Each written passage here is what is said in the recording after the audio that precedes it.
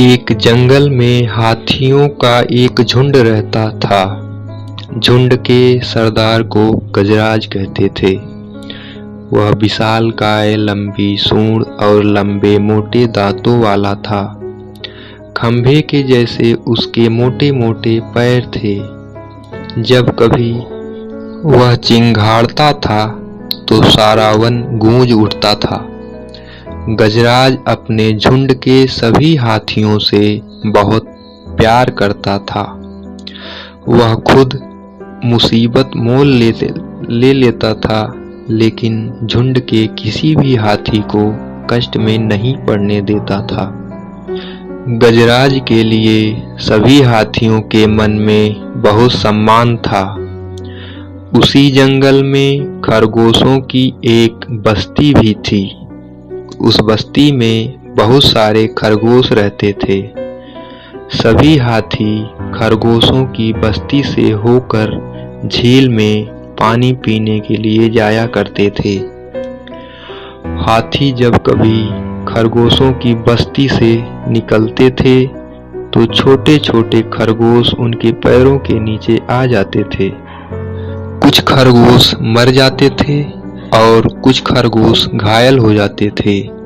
रोज रोज खरगोशों को मरते और घायल होता देखकर बस्ती के खरगोश सोचने लगे, अगर हाथियों के पैर से वह रोज इसी तरह कुचले जाते रहे तो वह दिन दूर नहीं जब उनका पूरी तरह से खात्मा हो जाएगा। अपनी रक्षा का उपाय सोचने के लिए खरगोशों ने एक सभा बुलाई। सभा में सारे खरगोश इकट्ठा हुए। खरगोशों के सरदार ने हाथियों के अत्याचार का वर्णन करते हुए कहा, क्या हम खरगोशों में से कोई ऐसा है जो अपनी जान खेलकर हाथियों का अत्याचार बंद करवा सके?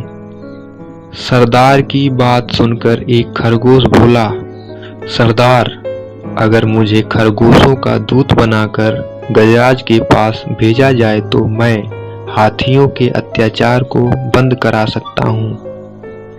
सरदार ने खरगोश की बात मान ली और खरगोशों का दूत बनाकर गजराज के पास भेज दिया। खरगोश हाथियों के पास पहुंचा और कहने लगा, गजराज के पास पहुंचूं तो कैसे पहुंचूं?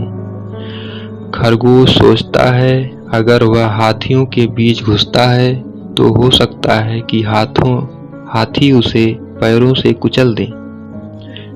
यह सोचकर वह पास की एक ऊंची चट्टान पर चढ़ गया। चट्टान पर खड़ा होकर उसने गजराज को पुकार कर कहा, गजराज, मैं चंद्रमा का दूत हूँ। चंद्रमा के पास से तुम्हारे लिए एक संदेश लाया हूँ।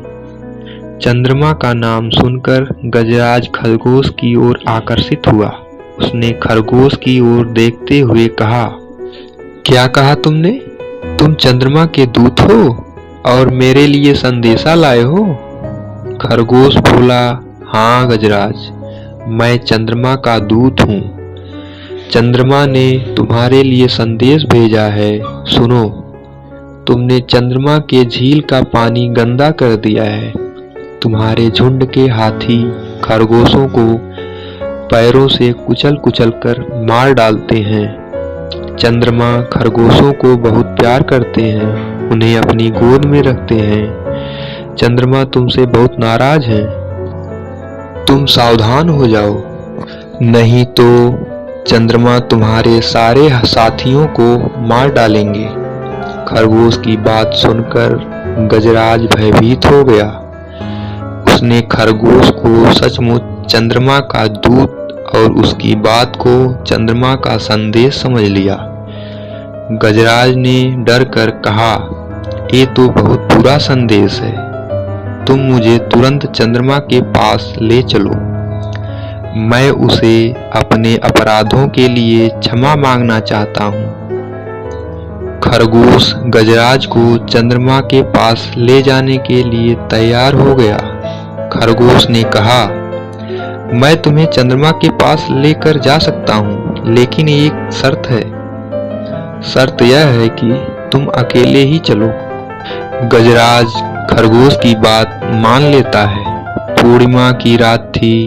खरगोश गजराज को लेकर झील के किनारे गया।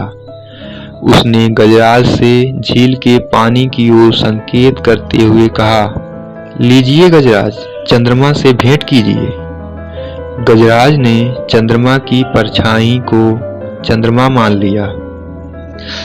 गजराज ने चंद्रमा से क्षमा मांगने के लिए अपनी सूंड पानी में डाल दी। पानी में लहरें पैदा हो गई और चंद्रमा की परछाई अदृश्य हो गई। गजराज ने कहा, दूत, चंद्रमा कहाँ गए? खरगोश ने उत्तर दिया, चंद्रमा तुमसे नाराज हैं। तुमने झील के पानी को पवित्र कर दिया है। तुमने खरगोशों की जान लेकर पाप किया है, इसलिए चंद्रमा तुमसे मिलना नहीं चाहते। गजराज ने खरगोश की बात सच मान ली। चंद्रमा ने डरकर कहा, क्या ऐसा भी कोई उपाय है जिससे मैं चंद्रमा की नाराजगी दूर कर सकूं? खरगोश बोला, हाँ है।